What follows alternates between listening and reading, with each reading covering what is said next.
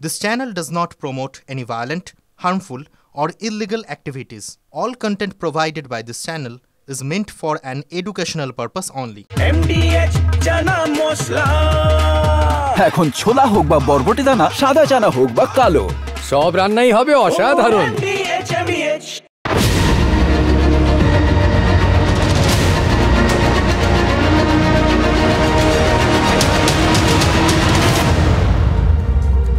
সেই পুরনো মাধ্যমিকের সময় ফিরে যাচ্ছি, বুঝলেন তো? সেই যে পড়েছিলাম বন্যরা বনে সুন্দর, শিশুরা মাতৃক্রোড়ে। এবার এটা মাধ্যমিকের ভাব সম্প্রসারণের জন্য ঠিক আছে, বাস্তবে এই ডুয়ার্সের চা বাগানে বন্যেরা বনে সুন্দর না, ভয়ঙ্কর। আর শিশুদের স্থান, এটাও মজা, মায়ের কোলে নয়, কারণ মায়েরা তো ব্যস্ত, চা বাগানে চা পাতা তুলতে যান। ফলে শিশুরা ওই ভয়ঙ্কর বন্যদের সামনে অসহায়। তো এতদিনের যা চেনা জানা, যা যা আমরা জানতাম, যার যেখানে স্থান আর কি, সেই স্থান কাল পাত্র সব কিরকম বদলে গেছে জানেন তো। ওই ডুয়ার্সে এখন শিশুদের স্থান খাঁচার ভেতরে। চিতাবাঘের হাত থেকে শিশুদের রক্ষা করতে তাদের খাঁচায় ভরে রাখছেন বাবা মারা। ভাবা যায় মানুষকেও পশুর ভয়ে খাঁচায় ঢুকতে হলো তাহলে? আসলে আমাদের রাজ্যে সবই সম্ভব। ওই সেই রবীন্দ্রনাথ ঠাকুরের জুতো আবিষ্কারের কথাটা মনে আছে? সে তাতে বলেছিল, নিজের দুটি চরণ ঢাকো তবে, ধরণী আর ঢাকতে নাহি হবে। জুতোটা তৈরি হয়ে গেছিল পৃথিবীকে চামড়া দিয়ে মোড়ার বদলে। এটাই হচ্ছে মজার। মানে এটার আবার একটা অন্য প্র্যাকটিক্যাল দিকও আছে আর কি। যখন যেটা করলে সুবিধে সেখানে তখন সেটাই করা ভালো, কিন্তু তাতে যে অনেক সময় পারসেপশন, ধারণা বদলে যায়, সেটা তো এই ডুয়ার্সে গেলে দেখতে পাবেন। দেখে অদ্ভুত, আলোচনা করতে ভালো লাগবে, গল্প করতে ভালো লাগবে, কিন্তু পরিস্থিতিটা কতটা নিদারুণ ভাবুন তো। আসলে আমাদের রাজ্যে না সব সম্ভব, কাকে কখন যে খাঁচায় ঢুকতে হয় তার কোনো গ্যারান্টি নেই। এই নিয়োগ দুর্নীতি মামলায় নেতা মন্ত্রীরা সব খাঁচায় ঢুকে গেলেন, অথচ দেখুন কাদের খাঁচায় ঢোকার কথা ছিল? যত চোর ছ্যাচোর, এদের তো খাঁচায় ঢোকার কথা ছিল, তারা সব বাইরে বল তবিয়তে ঘুরে বেড়াচ্ছে। মাঝখান থেকে দেখুন নেতা মন্ত্রীরা, জনপ্রতিনিধি, আমরা যাদের সবাই মনে করেছি আমাদের প্রতিনিধি, তারা খাঁচায়। দিল্লির তেহার জেলের খাঁচায় মাসের পর মাস নির্বাসনে কাটিয়ে তারপর বনে ফিরেছেন বীরভূমের বাঘ অনুব্রত মণ্ডল। মানিক ভট্টাচার্য খাঁচা মুক্ত আপাতত, জ্যোতিপ্রিয় মল্লিকও খাঁচার বাইরে বেরোতে পেরেছেন, ঢুকতে তো হয়েছিল। হ্যাঁ, ফিরেছেন এরা সবাই, তবে মাচায় উঠতে পারেননি। খাঁচার থেকে মাচায় পৌঁছানোর রাস্তাটা এখনও বেশ কঠিন। মানে দলের মঞ্চে এখনও ঠাঁই হয়নি। পার্থ চট্টোপাধ্যায় মাচায় ঠাঁই পেয়েছেন, ওই মেয়র রোডের সভায় তার নাম নিয়েছেন তৃণমূল নেত্রী। তবে তৃণমূলের প্রাক্তন মহাসচিব আবার দেখুন মাচায় উঠেছেন, কিন্তু খাঁচার থেকে বেরোতে পারেননি। মানে এখনও সব মামলার থেকে জামিন পাননি, কিছুতে পেয়েছেন। আবার অনেকে খাঁচার থেকে বেরিয়ে ফের খাঁচায় ঢুকেছেন, যেরকম জীবন কৃষ্ণ সাহা। ওই দেখে কি মনে হয়ে জানেন তো, সেই লালন ফকিরের গানটা মনে পড়ে যায়, খাঁচার ভেতর অচিন পাখি কেমনে আসে যায়। তবে ডুয়ার্সে পাখি ধরার খাঁচা পাতা হয়নি। ওই বললাম ওখানে হয়তো চিতাবাঘ ধরার খাঁচা পাতার কথা ছিল। সেই খাঁচার ভেতর চিতাবাঘদের ঢুকিয়ে বন্দি করে রাখার কথা ছিল, কিন্তু তার বদলে হয়তো মনে হয়েছে এখানে ওই উল্টো নিয়মটাই ভালো। শিশুরা খাঁচায় আর বাঘ বাইরে। এবার এটারও একটা মজার দিক আছে, কোন দিক থেকে আপনি দেখবেন। বাইরের থেকে দেখলে শিশুদের মনে হবে খাঁচার ভেতরে, আর ভেতর থেকে দেখলে ওই শিশুদের হয়তো মনে হবে বাঘ খাঁচায় বন্দি। চিতাবাঘের আতঙ্কে কাঁপছে চা বলয়, তাই বাগানে পাতা তুলতে এলেও বাচ্চাদের সুরক্ষার কথা ভেবে এইভাবে খাঁচার মধ্যেই রাখা হচ্ছে শিশুদের। ডুয়ার্সে তোতাপাড়া চা বাগানে यहाँ पत्ता तोड़े जाने से पहले यहाँ रखे जाते हैं, क्योंकि यहाँ पर चीता हाथी सबका डर हो गया है। किस समझ आ जाता है, कुछ समझ में नहीं आता है। चीता अगले साल ही एक बच्चे को घायल पूरा मार के उसका मुंडी सुंडी सब अलग अलग कर दिया था। বুধবার রাতেই বানারহাট থানার অন্তর্গত কলাবাড়ি এলাকায় বাড়ির সামনে থেকে এক কিশোরকে তুলে নিয়ে যায় চিতাবাঘ। কিছুক্ষণ পরই উদ্ধার হয় তার নিথর দেহ।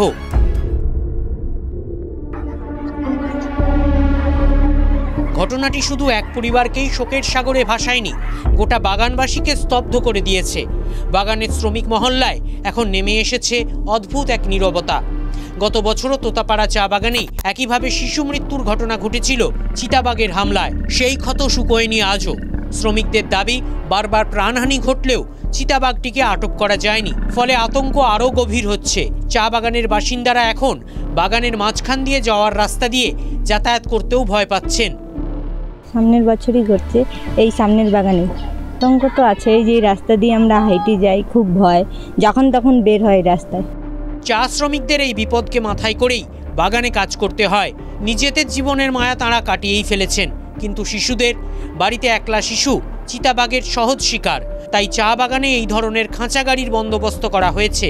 যেখানে চা পাতা তোলা হয় তার পাশেই খাঁচা গাড়ি লাগানো হয়। বাচ্চাদের গাড়িতে রেখে মায়েরা পাতা তোলে, বাচ্চাদের দেখভাল করে বেতন করা ধাইমা।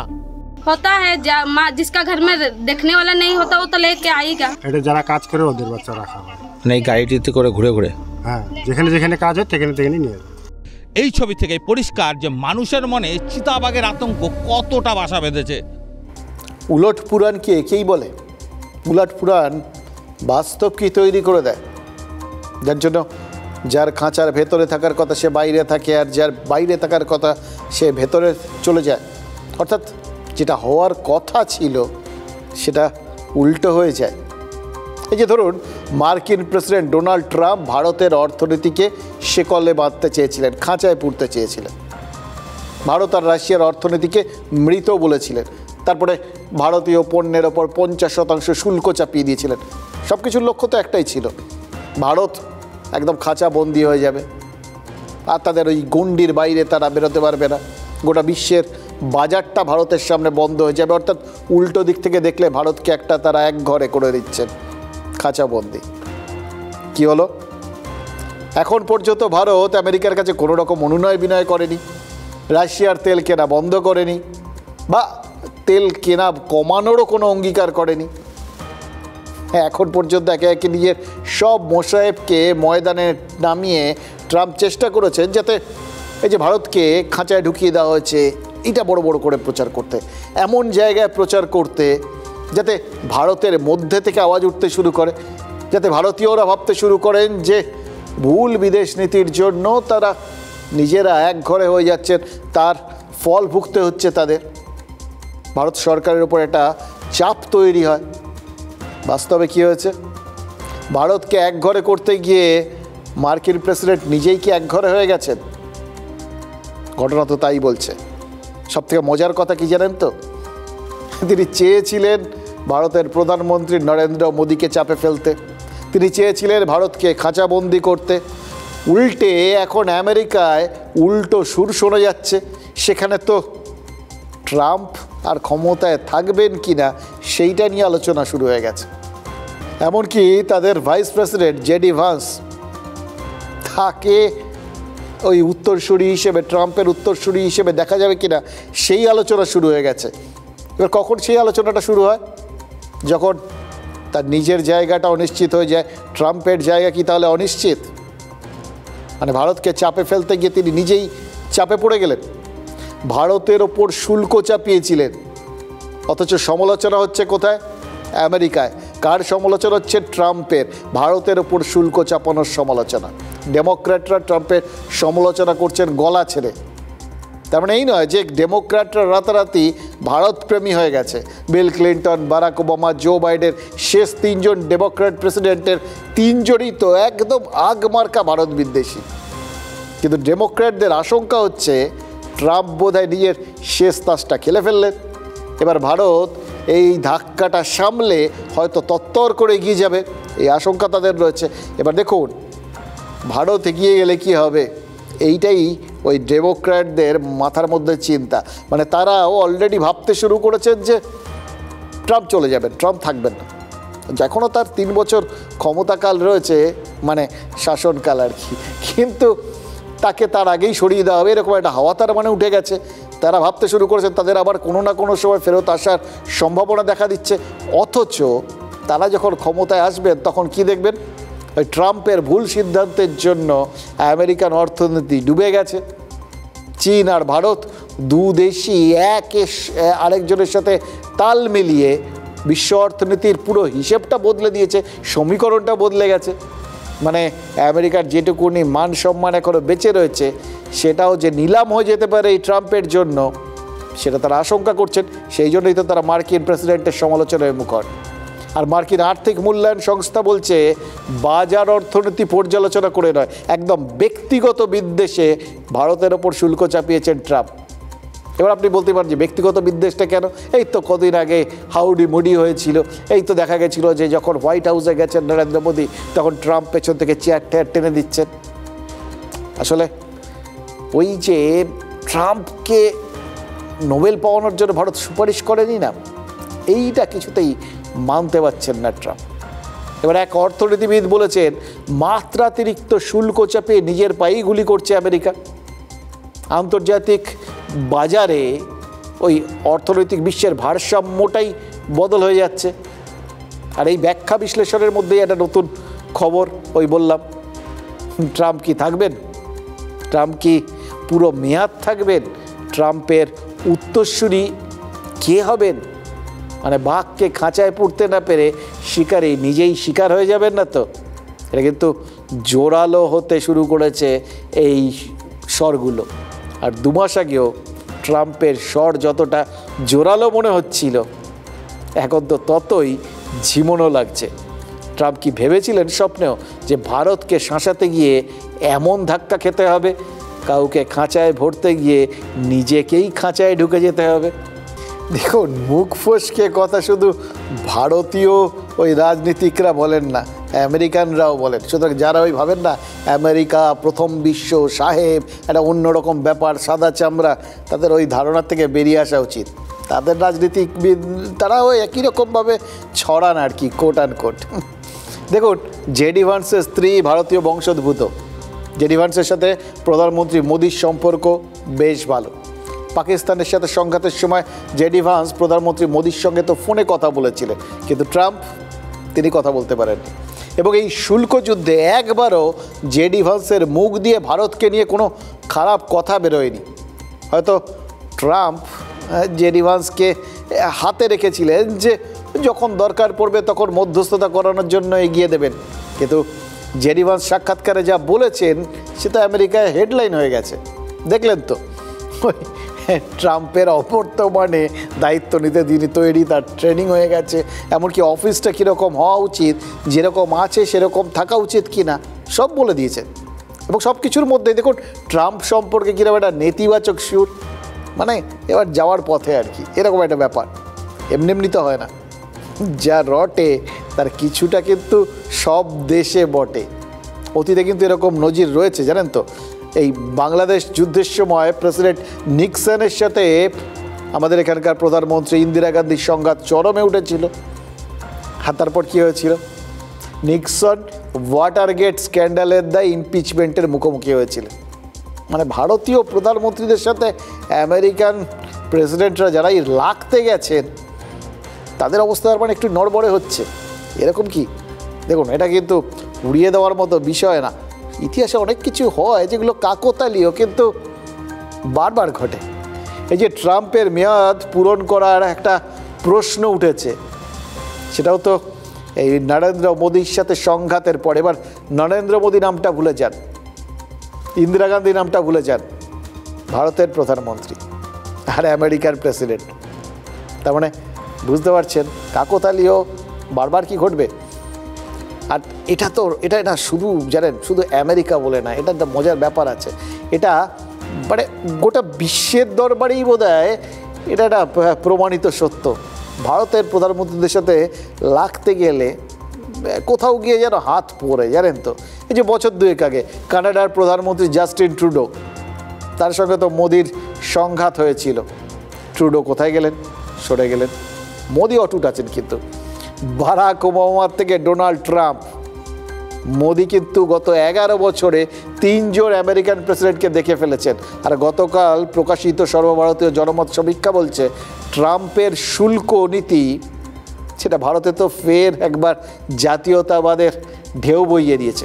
স্বাভাবিক, ভারতের ওপর যখন যে চাপ সৃষ্টি করতে চেয়েছেন ভারতের জনগণ সেটা কাঁধে কাঁধ মিলিয়ে ব্যর্থ করে দিয়েছে। বিজেপির ওই যখন অপারেশন সিন্দুরের ক্ষেত্রে সংঘর্ষ বিরতির সিদ্ধান্তটা নিল সরকার, তখন ক্ষতি যাওয়া রয়েছিল তো বিজেপি রয়েছিল, কারণ পাক অধিকৃত কাশ্মীর দখল না করে এইভাবে যুদ্ধটা থামিয়ে দেওয়াটা এটা তো দেশবাসী ভালোভাবে নেননি। কে নিয়েছিল? আপনি নিয়েছিলেন, আমরা নিয়েছিলাম, সবারই মনে হচ্ছিল এইটা চান্স ছিল। এরকম খারাপ অবস্থায় আমেরিকাকে ফেলে দেওয়া যখন গেছে তখন এইবার আমাদের নিজেদের জায়গা আমরা বলি ওটা ওরা অন্যায়ভাবে দখল করে রেখে দিয়েছে, কাশ্মীরের এই অংশটা নিয়ে নিই, আমরা ফেরত নিয়ে নিই। কিন্তু তো সেসব কিছু তো হয়নি। অনেক রকম ব্যাখ্যা দেওয়া হয়েছিল যে এবার এই অপারেশন সিঁদুরের লক্ষ্য ওটা ছিল না, অন্য লক্ষ্য ছিল ওই প্রত্যাঘাত করাটা, আসলে জঙ্গিদের বিরুদ্ধে, সন্ত্রাসের বিরুদ্ধে শিক্ষা দেওয়াটা। এবার সেখানে যদি ভারত ওই পাক অধিকৃত কাশ্মীরটাকে পাক মুক্ত করে দিত তাহলে প্রশ্ন উঠত গোটা বিশ্বের দরবারে যে তার মানে ভারত আসলে আগ্রাসী ভূমিকা, ওটা আসলে আগ্রাসন, সেইগুলো ভারত চায়নি বলেই করেনি। এরকম বিভিন্ন ব্যাখ্যা দিতে হয়েছিল সরকারকে, বকলমে বিজেপিকে, মানুষ ভালোভাবে নেয়নি। কিন্তু ট্রাম্পের শুল্কে ভারত যে মাথা নত করেনি এটা তো পরিষ্কার। এই যে নাছোড় ভঙ্গিটা, মাথা নিচু না করাটা, এটা কিন্তু দেশবাসীর চোখে মোদির ভাবমূর্তি আবার উজ্জ্বল করতে শুরু করে দিয়েছে। আসলে ভারত চিরকালই একটু রেবেল ব্যাপারটাকে পছন্দ করে, আর আমাদের ওপর কেউ এসে ছড়িয়ে ঘুরিয়ে যাবেন এটা ভাবতে ভালোবাসে না। এই যে ট্রাম্পের ট্যারিফ যুদ্ধটা, এটা ট্রাম্প করেছিলেন ওই ব্যক্তিগত কারণই হোক বা অন্য ইগো স্যাটিসফাই করতেই হোক, আসলে তো চাপে ফেলতে। সেটার বদলে জাতীয়তাবাদের জোয়ার বইতে শুরু করলে সেটা মোদির খারাপ হওয়ার বদলে তো ভালো হয়ে যাবে। তবে হ্যাঁ, খারাপ হওয়ার সম্ভাবনা কি নেই? আছে। যদি ভারতের কোথাও গিয়ে আঘাত লাগে, মানে ভারতের ভেতরে যদি সাধারণ মানুষের গায়ে আঘাত লাগে, যদি এই আমেরিকান শুল্ক বৃদ্ধির পরিপ্রেক্ষিতে ভারতে বিভিন্ন জায়গায় কর্মী ছাঁটাই হয়, তাহলে কেউ কিন্তু নরেন্দ্র মোদীর তারিফ করবেন না। সেটা বুঝতে পেরেই ভারতের পণ্য বিক্রির জন্য মোদি বিকল্প বাজার খুঁজতে বেরিয়েছেন। জাপানে গেছেন। গুজরাটের মুখ্যমন্ত্রী থাকাকালীন মোদিকে আমেরিকায় তখন ঢুকতে দেওয়া হতো না, ব্যান করে দেওয়া হয়েছিল। তখন গুজরাটের লোক নিয়ে আসতো ওই জাপান আর চীন থেকে, মানে এগুলো তার চেনা এলাকা আর কি, চেনা বাণিজ্যিক জায়গা। সেটাই তিনি করতে গেছেন। আবার জাপানি লগ্নিকারীদের জন্য গুজরাতে গলফ কোর্স বানিয়েছিলেন একটা সময় মোদি। এবার ওল্ড সিল্ক রুটে হাঁটছেন, মানে পুরনো রাস্তায়। জাপানের সঙ্গে কি কোনো বাড়তি চুক্তি হলো? এটা এখন সবার মাথার মধ্যে ঘুরছে। দেখুন, ওভাবে তো রাতারাতি বাণিজ্য চুক্তি করা যায় না, বড়জোর ভারতের সামরিক পণ্যের জন্য জাপানকে ক্রেতা করা যাবে। তবে শুল্ক যুদ্ধের মাঝে নির্দ্বিধায় জাপানে গিয়ে মোদি একটা বার্তা ট্রাম্পকে দিলেন যে কিচ্ছু হয়নি, জাপানের সাথে তোমাদের সম্পর্ক ভালো, সেই দেশের সঙ্গে আবার আমাদের সম্পর্কও ভালো। তোমরা এটা করতে পারবেন না যে তোমরা আমাদের উপর চাপ সৃষ্টি করেছো বলে তোমাদের সব বন্ধুরা আমাদের জন্য দরজা বন্ধ করে দেবে, সেটা হবে না। আবার একই সঙ্গে চীনকেও কি একটা হালকা বার্তা দেওয়া হলো না? চীনের সাথে তো এমনিতে জাপানের সম্পর্ক সেই বহুদিন আগের থেকেই খারাপ। তো সেখানে চীনে যাওয়ার আগে জাপান যাওয়া, এটা চীনে পৌঁছানোর আগে নিজের ওয়েটটাকেও একটু হালকা বাড়িয়ে রাখা, যে আমি যাচ্ছি বটে কিন্তু তোমার কাছে বিপাকে পড়ে লেজে গোবরে হয়ে যাচ্ছি না, আমি মাথা উঁচু করে আমাদের দেশের যে একটা আলাদা স্বতন্ত্র অবস্থান আছে সেই অবস্থান আর সেই শিরদাঁড়াটা নিয়েই তোমার দেশে যাচ্ছি। মানে এক ঢিলে দুই পাখি। भारत और जापान बिजनेस फोरम में भी मैंने जापानी कंपनियों को कहा, make in India, make for the world. हमने अगले 10 वर्षों में जापान से भारत में 10 ट्रिलियन येन निवेश का लक्ष्य निर्धारित किया है। भारत और जापान के स्मॉल एंड मीडियम एंटरप्राइजेस और स्टार्टअप्स को जोड़ने पर विशेष बल दिया जाएगा। দেখুন, জাপানের একটা মন্দিরে না আজ মোদিকে দারুমা ডল দিয়েছে। এই পুতুলটা সৌভাগ্য বয়ে আনে এবং কঠিন সময় রক্ষা করে। দেখুন, মোদির সময়টা যে কঠিন যাচ্ছে তাতেও কিন্তু কোনো সন্দেহ নেই। যতই ইস্পাত কঠিন মুখ করে থাকুন এবং আমরা বলি যে ভারত এতটুকু নড়েনি, নিজেদের শির দ্বারা শক্ত করে মাথা উঁচু করে রেখেছে এবং আমেরিকার একদম চোখে চোখ রেখে কথা বলছে, কিন্তু কঠিন যে সময়টা যাচ্ছে এটাকে অস্বীকার করার কোনো উপায় নেই। যে কোনো লড়াইতেই কঠিন সময় যায়, কারণ যে আন্তর্জাতিক কূটনীতিতে মোদি এখন পা বাড়িয়েছেন তা অত্যন্ত পিছল।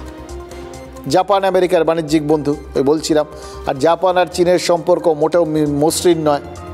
দুজনকেই দুরকমভাবে বার্তা দিলেন মোদি। তারপরে এই দেখুন, এই দিক থেকে ওদিকে যখন যাচ্ছেন তখন দুটো মানে অক্ষ শক্তির থেকে একটা শক্তির থেকে আরেকটা শক্তিতে যাচ্ছে। জাপান চীন বিরোধী ওই কোয়াড ঐক্যের শরিক, সেই ঐক্যে ভারত আবার আমেরিকাও রয়েছে। আবার ভারত ব্রিক্সের শরিক, সেই ঐক্যে চীন আর রাশিয়া রয়েছে, জাপান আর আমেরিকা তাতে নেই।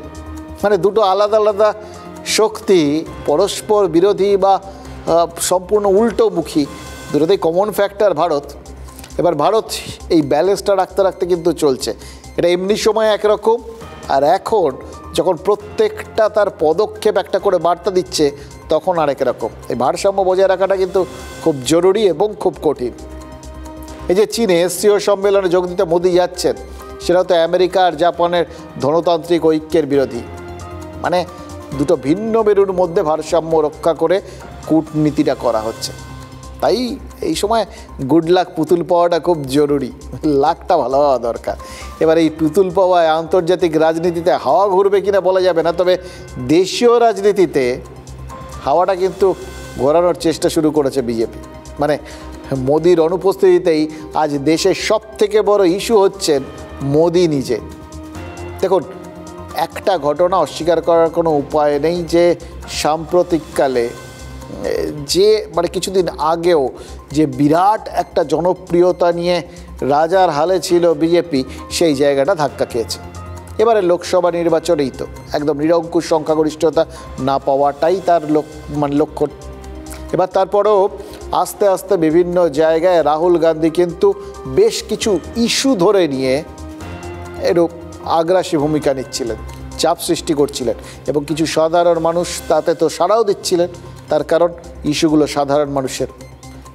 জাতপাতের রাজনীতি ছিল, তারপরে বিহারে সার করার পর সেখানে তো মানুষজনের মধ্যে একটা বিভ্রান্তি হয়েছে, বোঝা যাচ্ছে না অতটা বিক্ষোভ সাধারণ মানুষ করছেন না, কিন্তু চাপে কি নেই। এবং তার থেকেও বড় কথা, ওখান থেকে অন্যান্য রাজ্যের সাধারণ মানুষের মধ্যে কি বিভ্রান্তি একদম নেই, দুশ্চিন্তা একদম নেই? আছে তো বটেই। রাহুল গান্ধী বিহারে ভোট অধিকার যাত্রা করেছেন, তাতে ভোট চোর স্লোগান দেওয়া হচ্ছে। এটা সাম্প্রতিককালে কেউ দিতে পেরেছেন? রাহুল গান্ধী একটা সভায় মোদিকে নিয়ে তুই তুকারি করে ফেলেছেন। মানে আক্রমণটা করতে করতে এমন একটা জায়গায় চলে গেছেন, তার মনে হচ্ছে যে সমস্ত ওই চেনা লাইন ভেঙে বা চেনা সৌজন্য ভেঙে বেরিয়ে যাওয়া যায়। এবার এটাকে আপনি সমর্থন করবেন না করবেন না সেটা আলাদা কথা। এই ধরনের মানে তুই তুকারি প্রধানমন্ত্রীকে করাটা কতটা মানে কি বলবো, নিয়ম মেনে করা, কতটা সৌজন্যকে রক্ষা করে, কতটা করে না, এটা আলাদা কথা, মাত্রা জ্ঞান। কিন্তু উত্তাপ যে চড়ছিল বা চড়ছে এটা তো পরিষ্কার। আর তার ফল, দ্বারভাঙার একটা সভায় কংগ্রেস সমর্থকরা প্রধানমন্ত্রীকে নিয়ে এমন স্লোগান দেন যা অত্যন্ত আপত্তিকর এবং প্রধানমন্ত্রীর প্রয়াত মায়ের অবমাননা। স্লোগানটা কাল পর্যন্ত সোশ্যাল মিডিয়ায় ভাইরাল হয়েছে, কিন্তু বিজেপির কেউ উচ্চবাচ্য করেনি, আজ করলেন। আজ অসমের জনসভায় কেন্দ্রীয় স্বরাষ্ট্রমন্ত্রী অমিত শাহ প্রধানমন্ত্রীর মায়ের অপমানের অভিযোগটা তুলেছেন। আর তারপরে কী হয়েছে? গোটা দেশ জুড়ে বিজেপি প্রতিবাদে নেমে পড়েছে। মানে রাহুল গান্ধীর ভোট অধিকার যাত্রা একেবারে ঘেটে গেছে। এক জায়গায় তো কংগ্রেস আর বিজেপি সমর্থকরা পতাকা লাঠি নিয়ে একদম আক্ষরিক অর্থে লাঠালাঠি করেছেন। মানে যে জায়গাটায় মানে কংগ্রেস একটা ভেবেছিল তারা একটা আলাদা করে সমর্থন পাবে, প্রতিরোধ থাকবে না খুব বেশি, সেখানে একদম লাঠালাঠির প্রতিরোধ হচ্ছে আর কি।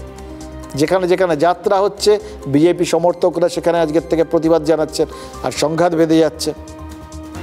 আপনার কি মনে হয় এই সংঘাতের পরিস্থিতিতে সাধারণ অরাজনৈতিক মানুষ তারা খুশি মনে ওই রাহুল গান্ধীর জনসংযোগে যোগ দেওয়ার কথা ভাববেন? মানুষ তো ঝামেলা থেকে দূরে থাকতেই চাইবেন, তো ভাববেন ওখানে যাব মানে আবার বিজেপি নামবে, তারপর লাঠালাঠি হবে। ওই লাঠি মশোটার মধ্যে নেই আমরা। তার মানে বিজেপিকে ভোট অধিকার যাত্রা ভেস্তে দেওয়ার একটা সুযোগ কংগ্রেস কিন্তু নিজেরাই দিয়ে বসে আছে। আসলে আন্দোলনকে না নিয়ন্ত্রণে রাখা খুব কঠিন বিষয়। এই কারণেই মহাত্মা গান্ধী ওই চৌরি চৌরার হিংসার পর অসহযোগ আন্দোলনটা স্থগিত করে দেন। রাহুল গান্ধী পদবিতে গান্ধী আছে, কিন্তু মহাত্মার রাজনৈতিক দূরদর্শিতা তার বোধহয় এখনও নেই। তিনি অতি আগ্রাসী হতে গিয়ে বিজেপির হাতেই তো সেই সুযোগটা তুলে দিলেন, তার এই ভোট অধিকার যাত্রাতে ব্যাঘাত সৃষ্টি করার সুযোগ দিলেন। কোন রাজ্যে কোন জনতার কাছে কতটা আগ্রাসী হতে হয়, কিভাবে কাউকে খাঁচা বন্দি করার দরকার হয়, সেটা কি তার পরামর্শদাতারা তাকে বুঝিয়ে দেননি? এটা বুঝিয়ে দেননি যে জায়গা বিশেষে যদি ঠিক সময়ে ঠিক পদক্ষেপটা না নেওয়া হয়, তাহলে মাঝে মধ্যে চিতাবাঘের বদলে মনুষ্য সন্তানরাও খাঁচার মধ্যে ঢুকে পড়ে। कांग्रेस के नेता राहुल गांधी ने जिस प्रकार से घृणा और तिरस्कार की नकारात्मक राजनीति की शुरुआत की है, उसका निम्न स्तर का एक प्रदर्शन उनकी घुसपैठिया बचाओ यात्रा में देखने को मिला। ये घुसपैठिया बचाओ यात्रा जो उन्होंने बिहार में निकाली है,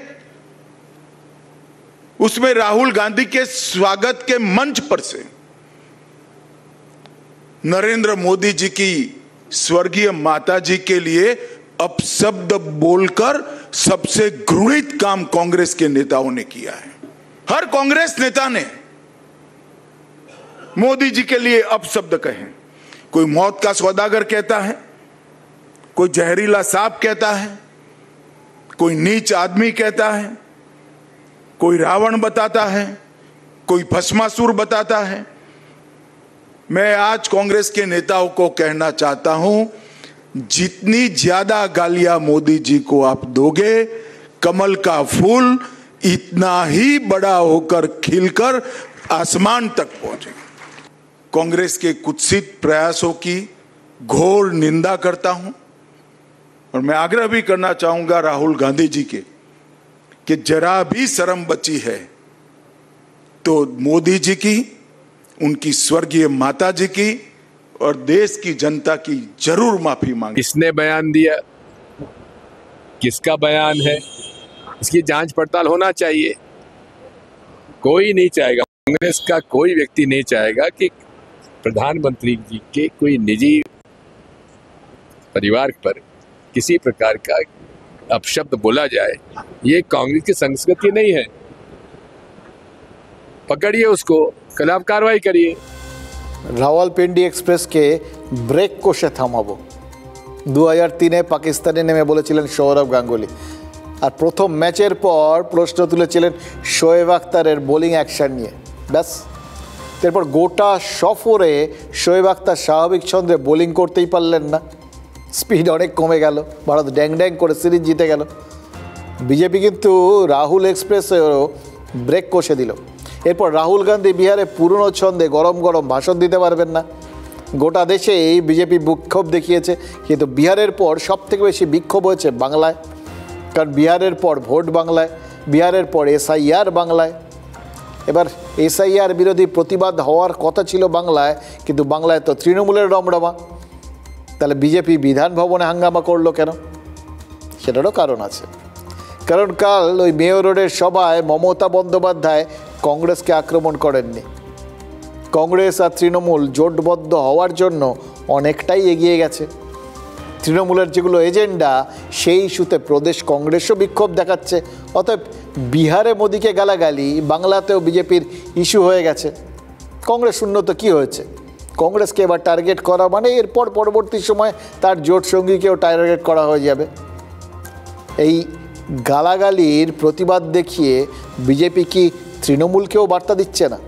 মানে মুখ ফসকে তৃণমূলের কোনো নেতা মোদিকে গালাগালি দিলে এই একই রকমভাবে বাংলায় সেটাকে ইস্যু করা হবে, এবং সব থেকে বড় কথা, বিজেপি এবার এরকম জঙ্গি প্রতিরোধে নামবে, এটাই কি বিজেপি বলার সুযোগ পেয়ে গেল ওই বিহার থেকে কিউ নিয়ে? এই অনুপ্রবেশকারী বাঁচাও যাত্রাতে রাহুল গান্ধীজি যেভাবে এবং কংগ্রেসের তরফ থেকে যেভাবে মাননীয় প্রধানমন্ত্রী তার মা স্বর্গীয় মাকে যেভাবে অপমান করা হয়েছে, এই অপমানের বিরুদ্ধে তো বিজেপি তার স্বর চড়াবেই, এটাই অত্যন্ত স্বাভাবিক। পশ্চিমবঙ্গে কখনো ভাবা যেত না ভারতীয় জনতা পার্টি বিজেপির মস্তান গুন্ডা বাহিনীর এত সাহস রাজনৈতিক দলের দপ্তরে, হোক না সে কংগ্রেস দলের বিধান ভবন, সেখানে গিয়ে হামলা করবে, যে তারা ঢুকছে বলে ঘোষণা করে দিয়ে ঘোষ রায় হ্যাঁ, আর তারপরে রাহুল গান্ধীর ছবিতে কালিমালিপ্ত করা, এত সাহস পায় কোত্থেকে? বলার জন্য যদি মারধর হামলা হয়, অফিস ভাঙা হয়, তাহলে মমতা বন্দ্যোপাধ্যায়কে যে ভাষায় বলেন তাহলে তাদের সঙ্গে কি একই ট্রিটমেন্ট হবে? তো পাটনার ওখানে প্রধানমন্ত্রীকে ওই গালাগালি, এটা হতে পারে না, হয় না। কিন্তু সেটা কংগ্রেসের যেমন সতর্ক হওয়া উচিত, কিন্তু তার পাশাপাশি রাজনৈতিকভাবে তার কাউন্টার হওয়া উচিত। তার জন্য জায়গায় জায়গায় গিয়ে হামলা, তাদের নেতাদের উপর অমুক তমুক, এগুলোরও কোনো মানে হয় না। অ্যান্টি সোশ্যাল নিয়ে খেলা করা, অ্যান্টি সোশ্যালকে দলে রাখা আর riding on the tiger's back একই হয়ে যায়। এটা খুব ডেঞ্জারাস ট্রেন্ড। ওসব কংগ্রেস পার্টির দপ্তরে মস্তানি আমরা মানবো না।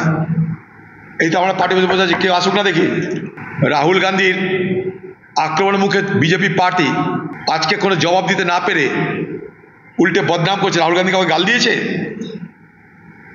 কাউকে কিছু বলেছে? খালি বিকৃত করা হচ্ছে এগুলো। রাহুল গান্ধী কি বলছে সেটা জানার চেষ্টা না করে এটাকে উকসিয়ে দিয়ে বিহারের ভোটে তার প্রভাব ফেলার চেষ্টা করছে, হ্যাঁকে না নাকে হ্যাঁ করে। আমি প্রদেশ কংগ্রেস দপ্তরে যারা যায় তাদেরকে বলবো, পাহারার ব্যবস্থা করুন, আর যে মস্তান বিজেপির এইসব করেছে তাদেরকে পুলিশ গ্রেপ্তার না করা পর্যন্ত কলকাতার বুকে আন্দোলন চলতে থাক। আচ্ছা, বাংলায় ভোটের সময় প্রধানমন্ত্রী নরেন্দ্র মোদীকে তো কম কড়া আক্রমণ করা হয়নি। 29শে মে মোদী আলিপুরদুয়ারে সভা করলেন, মমতা বন্দ্যোপাধ্যায় বললেন সিঁদুর বেচতে এসছেন, তারপরেও তো আরও কিছু বললেন, সেগুলো নয় উল্লেখ করছি না। 1 জুন নেতাজি ইন্ডোরের সভায় অমিত শাহ একইভাবে অভিযোগ করেছিলেন মোদীর বিরুদ্ধে অপশব্দ প্রয়োগ হয়েছে, কিন্তু তখন তো বাংলায় এভাবে বিজেপি হাঙ্গামা করেনি। প্রশ্ন তো উঠবেই, কংগ্রেসের জায়গায় তৃণমূল হলে কি বিজেপি এইভাবে বিক্ষোভ দেখাবে? এই যে মহুয়া মৈত্র, তৃণমূলের সাংসদ, তিনি কেন্দ্রীয় স্বরাষ্ট্রমন্ত্রীর বিরুদ্ধে বেফাঁস মন্তব্য করলেন, সেখানেও তো বিজেপি এফআইআর করেই চুপ করে গেল, কই বিক্ষোভ দেখালো না তো। মানে আমরা প্রশ্ন করছি না, সাধারণ মানুষের মনে যদি প্রশ্ন জাগে তাই জাস্ট উল্লেখ করছি। সাধারণ মানুষের মনে কিন্তু প্রশ্ন জাগে, এটা একটু মাথায় রাখলে বোধহয় ভালো হয়। তার স্বরাষ্ট্রমন্ত্রী নির্লজ্জভাবে দাঁড়িয়ে হ্যাঁ হ্যাঁ করে তিনি হাততালি দিচ্ছেন। অমিত শাহের মাথাটা কেটে তোমার টেবিলে দেওয়া উচিত। ভাই, তার দোষটা কার? দোষটা আমাদের না দোষটা আপনার? মহুয়া মৈত্র, বিতর্ক তাঁর পিছু ছাড়ে না। কখনো সাংবাদিকদের বিরুদ্ধে আপত্তিকর শব্দ প্রয়োগের অভিযোগ, কখনো তৃণমূলের সভাস্থলে থাকা বাচ্চাদের নিয়ে বিতর্কিত মন্তব্যের অভিযোগ। কিন্তু এবার সবকিছুর মাত্রা যেন ছাড়িয়ে গেল। বাংলাদেশ থেকে অনুপ্রবেশকারীরা ঢুকলে কেন্দ্রীয় স্বরাষ্ট্রমন্ত্রকের দায়। এই মূল বক্তব্য নিয়ে কথা বলতে বলতে স্বরাষ্ট্রমন্ত্রীকে বেনজির আক্রমণ করলেন মহুয়া মৈত্র। জমি কেড়ে নিচ্ছে, তা তোমার প্রথমেই তো অমিত শাহের মাথাটা কেটে তোমার টেবিলে দেওয়া উচিত। যে স্বরাষ্ট্রমন্ত্রী এবং যে স্বরাষ্ট্রমন্ত্রক দেশের বর্ডারকে রক্ষা করতে পারে না, যে প্রধানমন্ত্রী নিজেই বলছে যে বাইরে থেকে লোক এসে আমাদের মা বোনদের দিকে নাকি চোখে নজর দিচ্ছে, নাকি কি চোখ মেলাতা হিন্দিতে কি একটা বললো নাকি শব্দ, আমাদের জমি দখল করে দিয়েছে, ভাই তার দোষটা কার? কিছুদিন আগেই দলের মধ্যেই মহুয়াকে নিয়ে বিতর্ক তুঙ্গে উঠেছিল। কল্যাণ বনাম মহুয়া বিতর্কের উত্তাপ কিছুটা কমতে না কমতেই ফের বিতর্কে মহুয়া। এটা হচ্ছে তৃণমূলের কালচার, এইটা হচ্ছে তৃণমূলের ট্র্যাডিশন, এইটা হচ্ছে মহুয়া মৈত্র যেটা বলেছেন, আজকে তিনি সমস্ত সীমা লঙ্ঘন করেছেন। जैसे कोई भी टिप्पणी करे, चाहे कोई पार्टी की भी हो, उसमें एक शालीनता मान के हम चले, शालीनता को बरकरार रखना चाहिए। এই মন্তব্য আসলে মমতা বন্দ্যোপাধ্যায়ের দল এবং মহুয়া মৈত্র কি ধরনের হিংসাত্মক চিন্তাভাবনায় বিশ্বাস করে তার বহিঃপ্রকাশ। হেড অফ দ্য স্টেট, তোমার হেড মানে ওটা প্রতীকী, মানে প্রধান, মাথা না। মানে উনি যেটা বলেছেন এটা ব্যাকরণগত ত্রুটি। স্বরাষ্ট্রমন্ত্রীকে নিয়ে মহুয়ার বিতর্কিত মন্তব্যের প্রতিবাদে ইতিমধ্যেই থানায় অভিযোগ দায়ের করেছে কৃষ্ণনগর জেলা বিজেপি। এখন মহুয়া মৈত্র নতুন কিছু বলেন। বিজেপির নেতারা যা যা করেন বা যা যা বলেন তৃণমূলের বিরুদ্ধে, ঠিক তার বদলে তৃণমূলের নেতারা যা যা অভিযোগগুলো তোলেন এই অনুপ্রবেশ সংক্রান্ত বিষয়, এগুলো তারই পার্ট। ওই যে বিএসএফ কী করে ঢুকতে দেয় অনুপ্রবেশকারীদের, এইটা তো একদম কমন অভিযোগ তৃণমূল নেতাদের।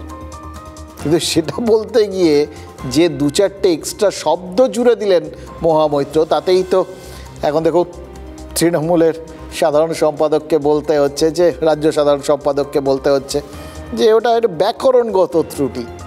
ত্রুটি তো বটেই। দেশের স্বরাষ্ট্রমন্ত্রীকে খুনের হুমকি দেওয়ার অভিযোগ উঠেছে সাংসদের বিরুদ্ধে। আর শুধু হুমকি নয়, সেই দলের ছোট বড় অনেক নেতার বিরুদ্ধেই তো এই ধরনের অভিযোগ উঠতে শুরু করেছে, আইন হাতে তুলে নেওয়া। গত কয়েক বছরে শাসক নেতাদের এরকম একের পর এক নাম উঠে এসেছে খবরে, দেখেছেন আপনারা। জেসিবি, জায়েন্ট সিংয়ের মতো শাসক ঘনিষ্ঠ বাহুবলীদের তাণ্ডবের ভিডিও ভাইরাল হচ্ছে। কিন্তু এবার এক তৃণমূল নেতার টার্গেট খোদ আইনের রক্ষক। মালদা চাঁচলের তৃণমূল নেতা জয়ন্ত দাস বেল্ট খুলে পেটালেন এক পুলিশ অফিসারকে। তিনি নিজের কাজ করতে গেছিলেন, সংঘর্ষ থামাতে গেছিলেন, তার বদলে কি হলো? বেল্ট পেটা হতে হলো পুলিশকে। এবার তিনি যে নিঃসন্দেহে একটা বড় সড়ো মানে সংযমের পরিচয় দিয়েছেন, এটা নিয়ে তো কোনো কথা হবে না। সত্যি তো একজন পুলিশ, তিনি পুরো তার উর্দি পরা অবস্থা, কোমরে সার্ভিস রিভলভার রয়েছে, কিছু একটা ঘটে যেতেই পারতো, ঘটেনি। সেই জন্য এই পুলিশকে সাধুবাদ দিতেই হচ্ছে। কিন্তু আইন রক্ষকের এই দশা, সেটা কি খুব ভালো বিজ্ঞাপন? অবশ্য আশ্চর্য হওয়ার কিছু নেই, কারণ নিশ্চয়ই আপনাদের মনে পড়বে এরকম অনেকবারই তো সাম্প্রতিককালে ঘটেছে। শাসকের সমর্থনে কাজ কলকাতায় থানায় পর্যন্ত তাণ্ডব চলেছিল। আর সেই জন্যেই সাম্প্রতিককালে এই যা যা ঘটছে সেটা দেখে, বা চাঁচলে যেটা হলো সেটা দেখে কেউ বলতে পারেন এটাই এ রাজ্যের ট্র্যাডিশন।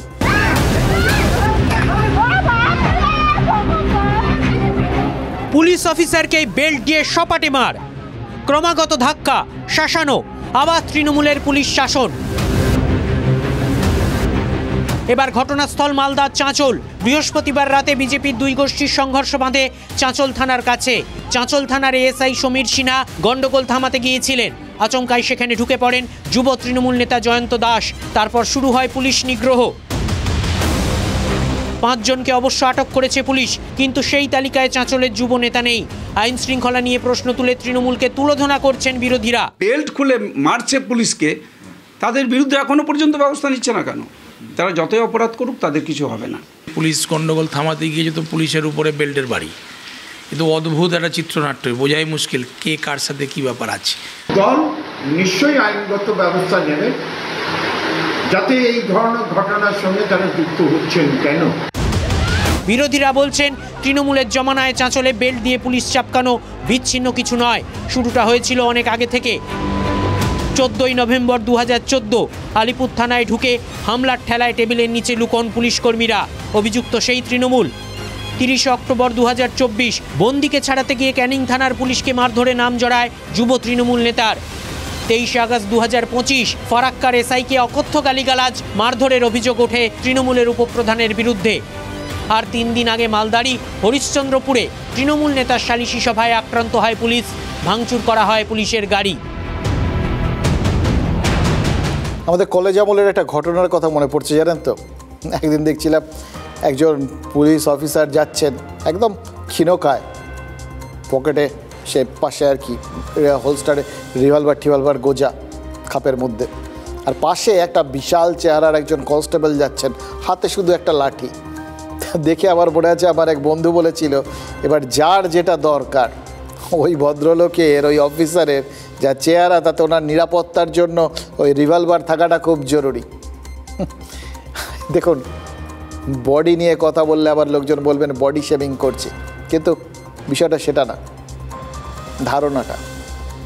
আজকের দিনে এই অস্ত্র নিরাপত্তা দেয় পুলিশকে, এই ধারণাটা তো ভুল। দেখতেই তো পেলেন চাঁচলে কী হলো। আসলে এই যে ধারণা এটা এটা এটা না বিভিন্ন সময় বদলে বদলে যায়, এবং সেটা সব সময় যে মানে চলতি ধারণার বশবর্তী হয়ে যায় বা যেটা দেখে আপনি যেটা ধারণা করবেন সেটাই হয়, এরকমটাও নয়। এই যে তিলোত্তমা কাণ্ডে সিবিআই অতীন ঘোষের বাড়ি গেল, এটা একটা পারসেপশন বা ধারণা বদলের চেষ্টা হতে পারে। তিলোত্তমা কাণ্ডের তদন্তে সিবিআইয়ের প্রতি জনতার ধারণা কি এই মুহূর্তে? সম্পূর্ণ নেতিবাচক। আবার শাসকের প্রতিও এই তিলোত্তমা অধ্যায়টা নেতিবাচকই হয়ে আছে। দেখুন ভোট বাক্সে কী হলো, লোকে বলবেন ভোটটা এতগুলো ভোট হয়ে গেল, এত কিছু কী হলো তাতে? ঠিকই, ভোট বাক্স জনমন সেটার প্রতিফলন ঘটায় কিনা সেটা আমরা এখনও জানি না, কিন্তু সাধারণ মানুষের মনে যে সিবিআই এবং এই তিলোত্তমা কাণ্ডে শাসকের ভূমিকা দুটো দিকেই যে একটা মানে কোথাও গিয়ে নেতিবাচক একটা মানসিকতা সৃষ্টি হয়েছিল সেটা তো বাস্তব, এটাকে তো উড়িয়ে দেওয়ার জায়গা নেই। এই জন্যেই তো গত বছর বেনজির রাত দখল হয়েছিল। এবার মজাটা কি জানেন, ওই আজকের দিনে দাঁড়িয়ে যদি এই সিবিআইয়ের হঠাৎ করে ওই অতীন ঘোষের বাড়ি যাওয়াটা তাদের সম্পর্কে ধারণা বদলের চেষ্টা হয়, তাহলে এই ভুল বদল করেও অনেক সময় ধারণা বদলের একটা চেষ্টা হয়ে থাকে। মানে এটা ভাব করতে হবে, এটা যাতে এমন একটা কিছু করার চেষ্টা করে দেখানো, মানে করছি এরকম বলা, ভান আর কি সোজা বাংলায়, যাতে লোকের একটা উচ্চ ধারণা তৈরি হয়। ইংরেজিতে কি বলা জানেন? Over compensation. রবীন্দ্রনাথ ঠাকুরের ডালিয়া গল্পটায় এইরকম একটা উদাহরণ রয়েছে, অসাধারণ গল্প। গল্পটা একজন বিবাহিত পুরুষ তার স্ত্রীর প্রতি অতিরিক্ত যত্নশীল ছিলেন, রেগুলার উপহার দিতেন, মিষ্টি মিষ্টি কথা বলতেন, মানে সব মিলিয়ে একটা প্রশ্নাতীত সততা ঝরে পড়তো স্বামীর ব্যবহারে। গল্পের শেষে কি দেখা গেছিল? দেখা গেছিল অনেক আগের থেকেই আরেক সম্পর্কে জড়িয়ে রয়েছে এই স্বামী, অর্থাৎ মনের অপরাধ বোধ সেটাকে ঢেকে রাখতেই এই সততার এরকম সগর্ব ঘোষণা।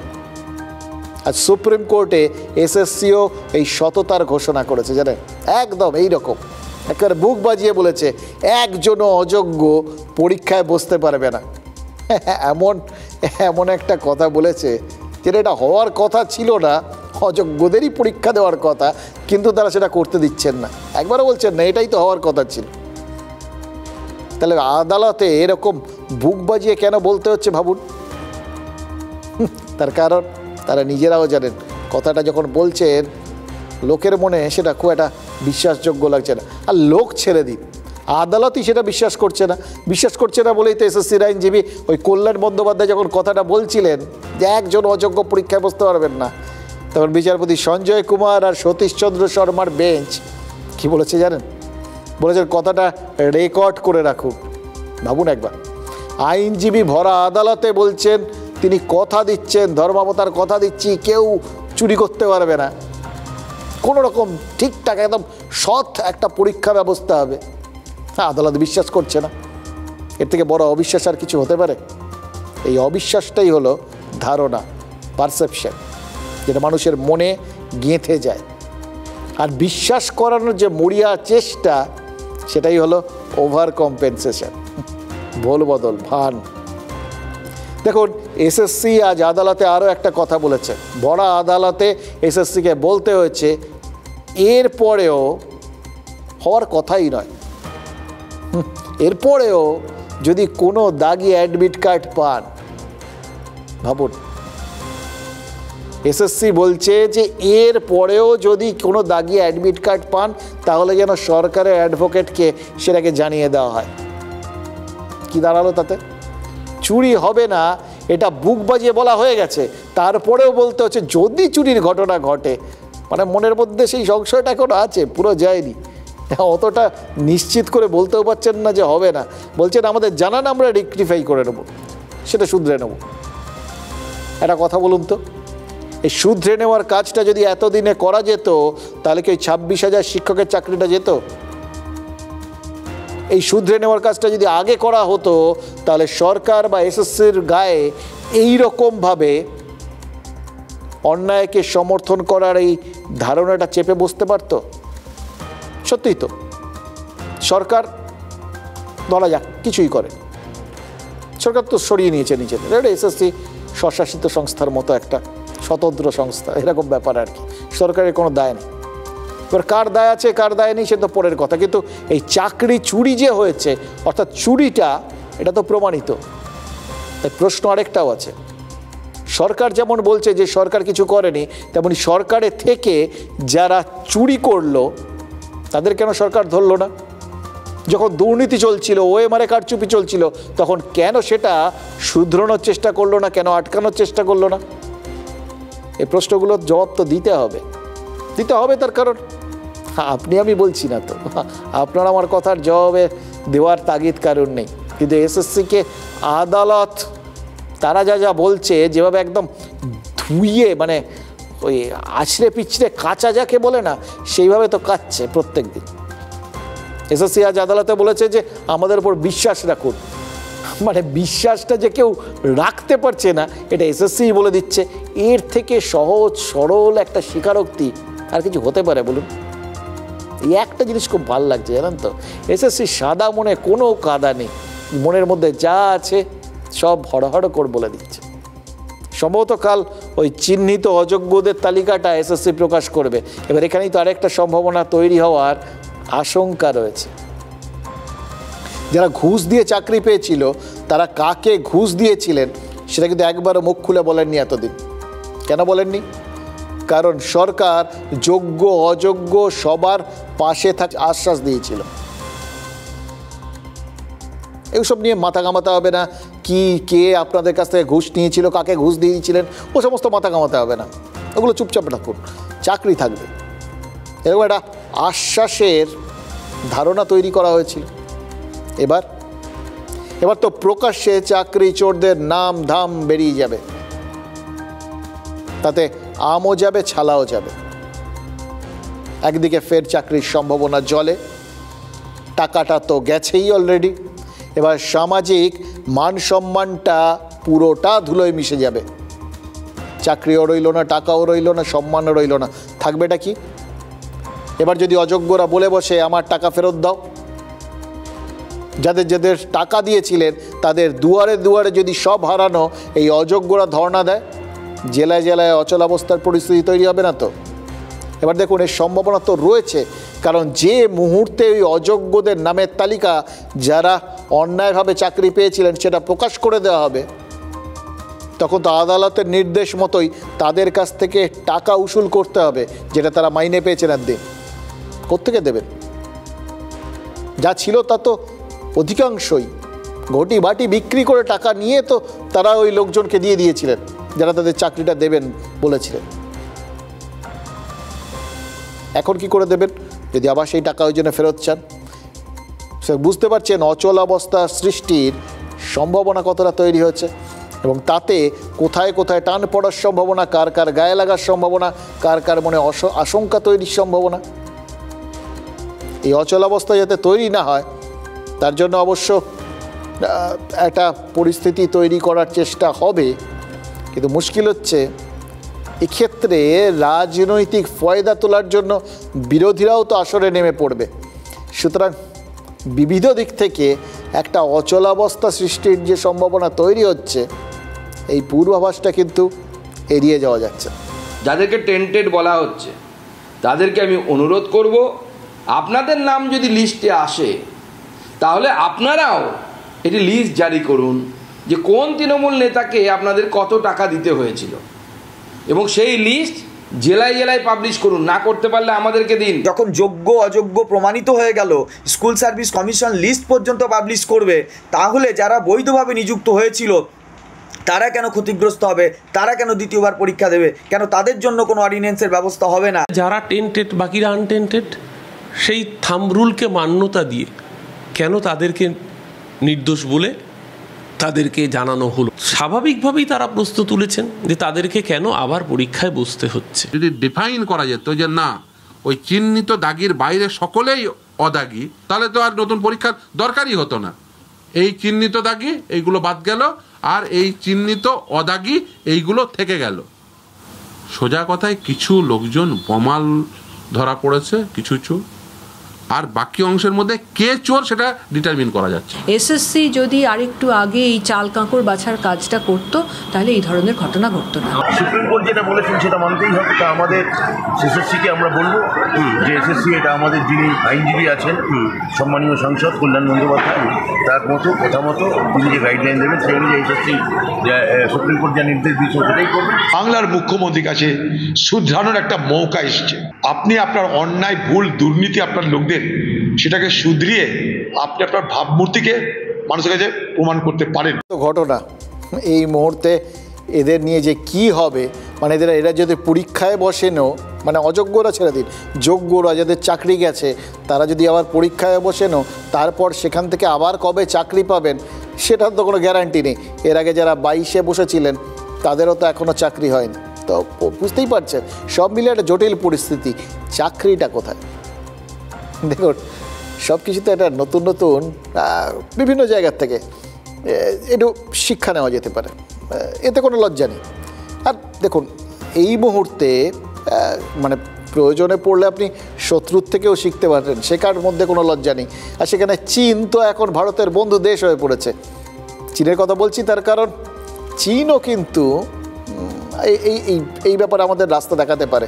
কারণ চীনও এই বাংলার মতোই বেকারত্বের জ্বালায় ভুগছে, কিন্তু খাতায় কলমে সেই বেকারত্বের দুর্দশাটা ধরাই পড়ছে না।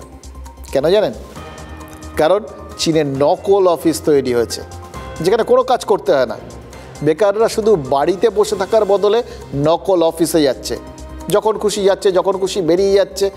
কিন্তু ওই নকল অফিসে গিয়ে একটা চাকরি করার অনুভূতিকে বাঁচিয়ে রাখছে, কিছু কাজ করছে এরকম একটা ব্যাপার হচ্ছে, টাকা পয়সাও পাচ্ছে, কিছু সরকার দিচ্ছে। হ্যাঁ, চীনে কাজ হচ্ছে না, কিন্তু কাজের পরিবেশ বজায় থাকছে। দেখুন, বাংলায় তো অতটা খারাপ না, মানে বাংলায় উন্নয়ন যেমন হচ্ছে, উন্নয়ন একটা পরিবেশও বজায় রয়েছে। এবং তার থেকেও বড় কথা, বাংলায় তো বিভিন্ন রকম ভাতা সেগুলো দেওয়া হচ্ছে, লোকজনের হাতে বিভিন্ন রাস্তায় টাকা পয়সা তো পৌঁছে যাচ্ছে, সরকার তো দিচ্ছে। এবার তার সঙ্গে যদি এরকম নকল অফিস কিছু হয় তাহলে বেশ একটা ওই কর্মবীর তৈরি হয়ে যাবে, আর বেশ একটা কাজকর্মের পরিবেশ তৈরি হয়ে যাবে। সেটা বেশ ভালো না ব্যাপারটা? ভেবে দেখুন, চীনে বুদ্ধি বটে, কিন্তু সে বুদ্ধিটা আবার আমাদের বাংলা থেকে নেয়নি তো। মানে আমরা চীন থেকে অনুপ্রাণিত হওয়ার কথা বলছিলাম, কিন্তু চীন উল্টে বাংলা থেকে অনুপ্রাণিত হয়নি তো। এই যে উত্তরবঙ্গ বিশ্ববিদ্যালয়, সেখানে অস্থায়ী কর্মীর সংখ্যা 500। খাতায় কলমে এরা সবাই বিশ্ববিদ্যালয়ের কর্মী, কিন্তু মাইনে পাচ্ছেন না। এতদিন ধরে কাজ করছেন, এখনও কর্মী আছেন, কিন্তু মাইনে পাচ্ছেন না। কারণ তাদের ওই চাকরির যে বেতন, সেটাতে একমাত্র বেতনটাকে স্যাংশন করতে পারেন উপাচার্য।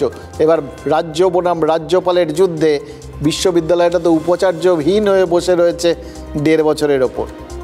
ফলে এই অস্থায়ী কর্মীরা টাকা পাচ্ছেন না, কর্মী আছেন কিন্তু কর্মী নেই। কি অদ্ভুত না? আর এটা নিয়ে আন্দোলনে কারা নেমেছেন জানেন? ওই তৃণমূলের ইউনিয়ন। কার বিরুদ্ধে আন্দোলনে নেমেছেন? তৃণমূলের সরকার কেন মুখ গড়িয়ে রয়েছে সেই জন্যে। সব মিলিয়ে একটা জিনিস কিন্তু নিশ্চিত, বেজিং দেখে মনে হবে আপনার বাংলার বুদ্ধির কাছে বলে বলে গোল খাচ্ছে।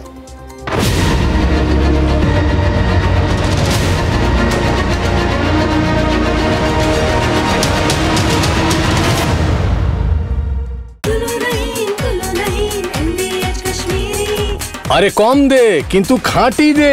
MDH কাশ্মীরি লাল লঙ্কার গুঁড়ো। MDH